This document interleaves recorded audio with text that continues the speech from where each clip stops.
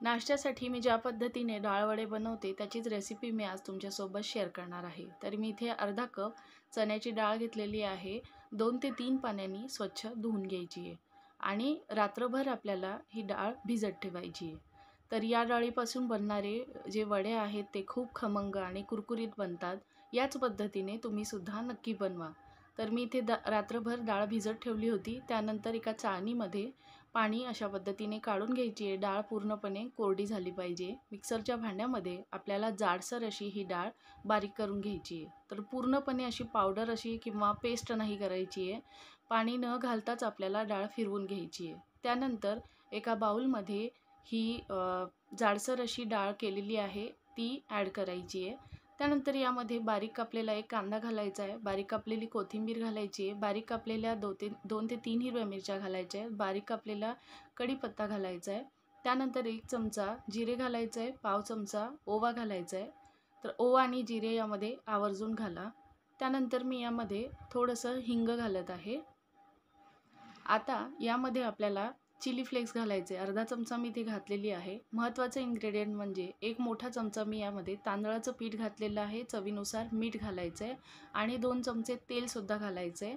तेल आणि तांदळाचं पीठ घातल्यामुळे याला बाइंडिंग तर छान येते, परंतु हे वडे खूप कुरकुरीत बनतात आणि अशा पद्धतीने छोटासा गोळा घेऊन आपल्याला याचे वडे बनवायचे आहेत।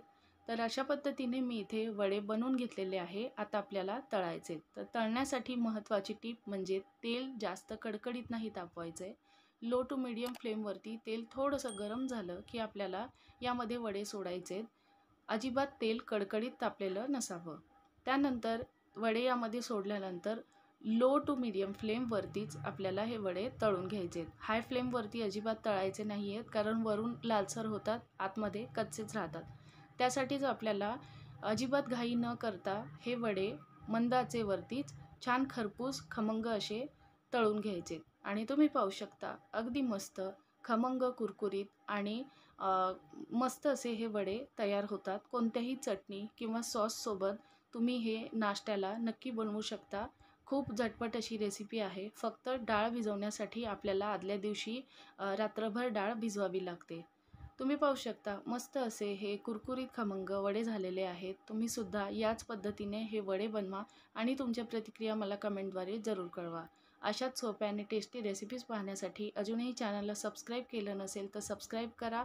हा व्हिडिओ आतापर्यंत पूर्ण पाहिला असेल तर एक लाईक नक्की करा आणि तुमच्या प्रतिक्रिया कमेंटद्वारे मला जरूर कळवा। पुन्हा भेटूया अशाच एका छान सोप्या रेसिपीसोबत। तोपर्यंत छान राहा, छान खा, काळजी घ्या। जय हिंद, जय महाराष्ट्र।